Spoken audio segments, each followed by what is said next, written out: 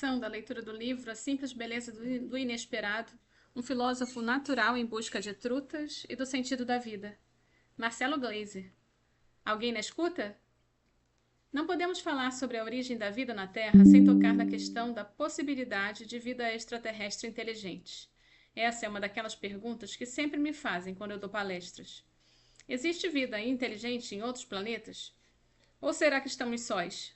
A questão tem enorme importância, claro. Alguns comentaristas afirmam que a confirmação da existência da vida extraterrestre, especialmente se for inteligente, seria a maior descoberta de todos os tempos. Descontando um pouco a retórica exagerada, não há dúvida de que a descoberta de qualquer tipo de vida alienígena, inteligente ou não, teria um impacto enorme na sociedade, redefinindo como pensamos sobre nós mesmos e afetando a todos, do ateu ao crente mais fervoroso. Antes de enfrentarmos nos detalhes, é necessário clarificar algo importante.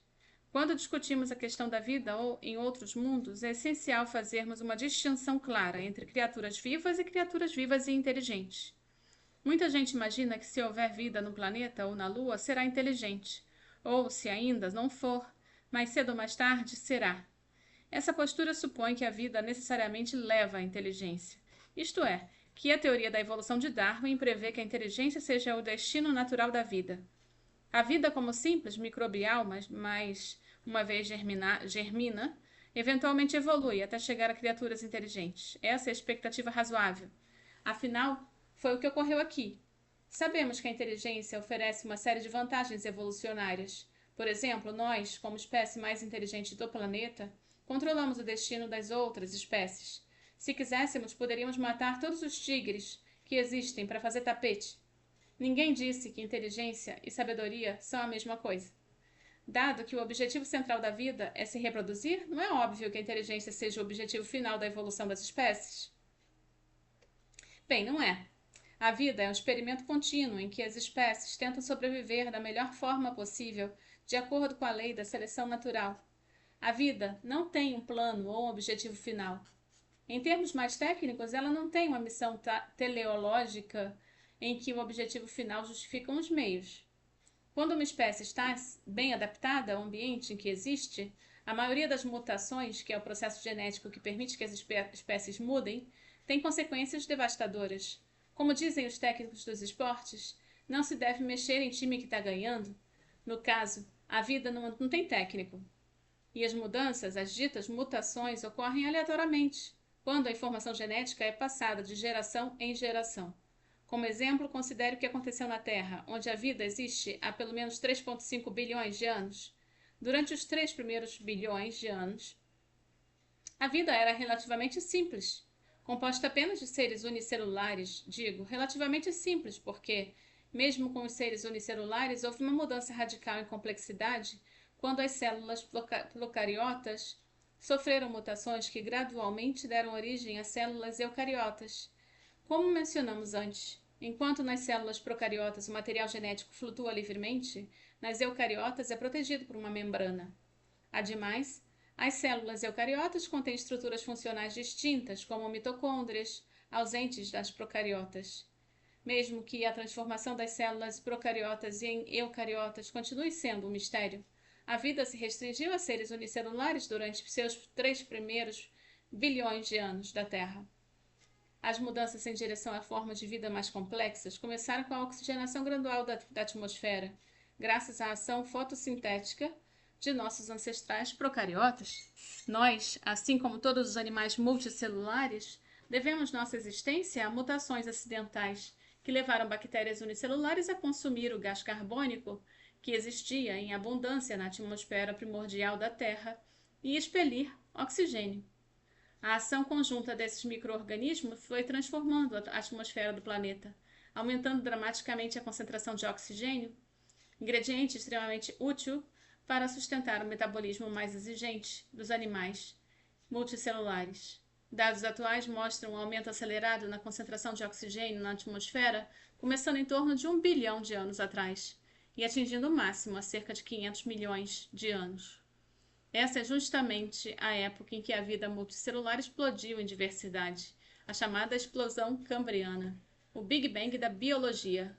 Sem a vantagem metabólica do oxigênio, É difícil imaginar o nosso planeta com vida multicelular complexa.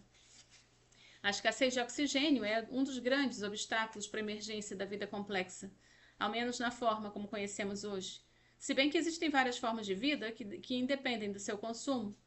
Será que o mesmo poderia ter ocorrido em outros mundos? Certamente que sim. Outros planetas também podem ter atmosferas ricas em oxigênio, seja por ação bacteriana ou por outros mecanismos.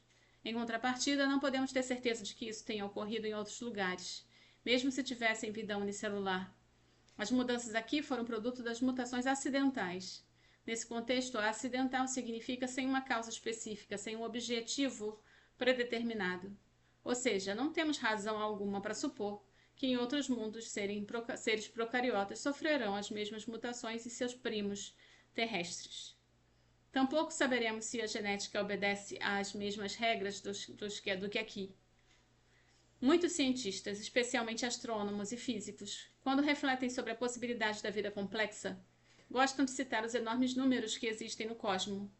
Veja que apenas a nossa galáxia são cerca de 200 bilhões de estrelas, a maioria delas com planetas, e entre luas, girando à sua volta. Portanto, só aqui, a Via Láctea são trilhões de mundos, cada um com propriedades únicas. Isto está correto, como aprendemos na busca dos exoplanetas. Agora, extrapole isso para o universo inteiro, onde existem centenas de bilhões de galáxias, algumas maiores e outras menores do que a Via Láctea. Não é razoável supor que a vida existe em muitos desses mundos? De fato, supor é tudo que podemos fazer no momento.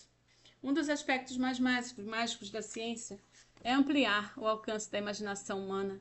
Talvez nunca seja possível, ou pelo menos não por milhares de anos, viajar até um mundo a 500 anos-luz daqui.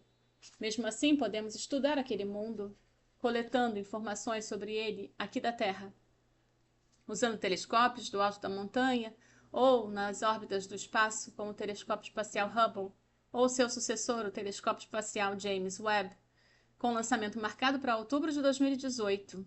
Teve data marcada. Então vamos acompanhar o James Webb. Como um pescador experiente que sabe onde lançar a isca à procura de peixes, podemos usar o que aprendemos sobre os exoplanetas para buscar por mundos onde a vida é possível, planetas que os astrônomos costumam chamar de terrestres, com propriedades semelhantes às da Terra. Cientistas preveem que em breve será possível coletar dados sobre a composição atmosférica desses planetas, buscando por compostos químicos importantes para a vida, como oxigênio, água, vários compostos, carbono, ozônio. É essencial ressaltar que encontrar alguns desses compostos não é prova de existência de vida naquele mundo, mas pelo menos teremos um forte indício de que o planeta tem condições favoráveis para a existência de vida. Para confirmar isso, precisamos de algo bem mais dramático, por exemplo, identificar a clorofila na atmosfera, o pigmento verde responsável pela fotossíntese. Com muita sorte, poderemos avistar projetos de engenharia de larga escala, algo equivalente ao que aqui na Terra seria a Grande Muralha da China, ou uma enorme represa hidrelétrica, essa sendo bem mais difícil. Ou quem sabe os extraterrestres estão tão avançados que têm projetos de engenharia em escala planetária, como luas artificiais em espelhos gigantes montados em satélites que amplificam os raios vindos de uma estrela fraca. Antes que esses avanços e potenciais descobertas ocorram, o que podemos afirmar agora é que, mesmo que um enorme número de mundos na galáxia e mesmo que a fração deles tenha propriedades semelhantes às da Terra, a vida não é um fenômeno comum no universo. Sem dúvida, é razoável supor que tenha surgido em outros lugares, dado que as leis da física e da química são as mesmas dentro do nosso horizonte cósmico. Mas basta olhar para o nosso próprio sistema solar para concluir que a vida é um fenômeno raro. Outros candidatos como Europa, a Lua de Júpiter e Encélado, a Lua de Saturno, têm chances bem remotas. Cientificamente, são úteis como laboratórios para explorar condições diversas que possam levar à vida, e não lugares onde a vida deve existir. Mesmo que ela seja encontrada em outro mundo, e espero que seja num mundo no futuro não muito distante, na maior probabilidade será simples, unicelular. Vida mais complexa multicelular ou mais dramaticamente vida inteligente são possibilidades extremamente remotas. Se existem, são raras. Há muitas razões para isso. No início da década de 50, o grande físico italiano Enrico Fermi estava almoçando com alguns colegas no refeitório do laboratório de Los Alamos, nos Estados Unidos, quando exclamou, após fazer algumas contas no guardanapo: "Cadê todo mundo?" Seus amigos olharam ao redor e confirmaram que estavam todos lá. "Não vocês, ragazzi", insistiu Fermi. "Os ETs, onde estão?" Fermi estimou que a Via Láctea, com cerca de 10 bilhões de anos de idade, 100 mil anos-luz de diâmetro, teriam sido colonizada por alienígenas inteligentes. Para visualizar isso, imagine que a espécie inteligente teria surgido num planeta remoto, cerca de 10 milhões de anos antes do que nós aqui na Terra. Isso não é muita coisa quando comparado por 10 bilhões, né? Se nós, após apenas 400 anos de ciência, conseguimos lançar sondas até Plutão, uma espécie inteligente com 10 milhões de anos de vantagem teria criado várias maravilhas tecnológicas e invenções que, para nós, seriam mágicas. Como escreveu Arthur C. Clarke, autor de 2001, Uma Odisseia no Espaço, qualquer tecnologia suficientemente avançada é indistinguível de mágica. Imagine que seu bisavô pensaria se visse alguém usando um iPhone para comunicar com outra pessoa do outro lado do mundo, sem fios. Imagens coloridas de alta definição, supondo que, como nós, esses ETs também gostam de se aventurar pelo espaço, mesmo que a viagem de 1/10 de segundos da velocidade da luz, 30 mil quilômetros por segundo, teriam tido tempo de sobra para se espalhar pela galáxia inteira, incluindo a Terra. Nessa velocidade precisariam apenas de 1 milhão de anos para atravessar a galáxia. Em 10 milhões de anos poderia fazê-lo 10 vezes. Portanto, perguntou Fermi, cadê todo mundo? Supondo que ETs inteligentes existam em nossa galáxia. Muitas possibilidades foram propostas ao longo dos anos para responder ao paradoxo de Fermi, das quais cito algumas. Os ETs podem ter se autodestruído num confronto termonuclear, uma ameaça constante para nossa civilização. Podem ter se desenvolvido a tal ponto que a colonização dos outros mundos é um projeto desnecessário, e podem ter visitado no passado e detestado tanto que viram que foram embora, sem deixar pistas. Podem estar aqui invisíveis ou estar nos observando de longe, usando uma tecnologia que os torne indetectáveis pelos nossos instrumentos. Podemos ser produto de seus experimentos genéticos. Podemos ser personagens em seu videogame. Os ETs podem não ter qualquer interesse em nos visitar, sabendo bem que é melhor ficarem quietos em seu mundo, evitando assim uma invasão por uma espécie predadora, etc. Ou talvez estejam tão longe, milhares de anos-luz, que não faz sentido viajar até aqui. Resolveram que é mais prudente ou mais inteligente limitar suas explorações a regiões vizinhas dentro, digamos, de um raio de 100 anos-luz de sua estrela. Nesse caso, os ETs podem existir e não saberíamos. Mesmo que a palavra nunca deva ser usada com cautela em ciência, ETs inteligentes podem existir em algum canto da galáxia e nunca saberemos deles, se não nunca, ao menos por muito tempo. A probabilidade é relativamente alta que exista vida em outros mundos, mas não sabemos como estimá-la de forma precisa. Por outro lado, quando tratamos de vida inteligente, a menos que digam um oi, ou venham nos visitar, e descontando a probabilidade ínfima de que os cientistas encontrem sinais de vida e inteligência nas próximas décadas, na prática, devemos nos consolar com nossa solidão. Em outras palavras, somos nós, sozinhos, nesse planeta extremamente raro. Essa conclusão é extremamente importante. Deveria impactar como nos relacionamos socialmente com o nosso planeta e com as criaturas que aqui vivem. Deveria servir como ponto de partida para uma nova ética global. Deveria ampliar o que o filósofo Immanuel Kant definiu como um categórico imperativo: respeitar todos os seres racionais, para incluir o respeito como todas as criaturas vivas e pelo planeta que as abriga. Deveria ser levada a uma sua consequência lógica, redefinir o destino da nossa espécie. Pela primeira vez na história da civilização, compreendemos a dimensão e a fragilidade da nossa existência. Para explorarmos o impacto dessa revelação, onde a ciência adquire dimensões existenciais, precisamos de um palco adequado. Para tal, visitaremos uma das regiões mais estranhas e espetaculares do planeta, a Islândia, terra de trutas e salmões míticos, de elfos e de outras criaturas mágicas, e de vulcões ativos que podem entrar em erupção a qualquer momento. Lá o pescador encontrará sua paz, o cientista o seu destino, e nossa busca por sentido terá o próprio planeta como guia.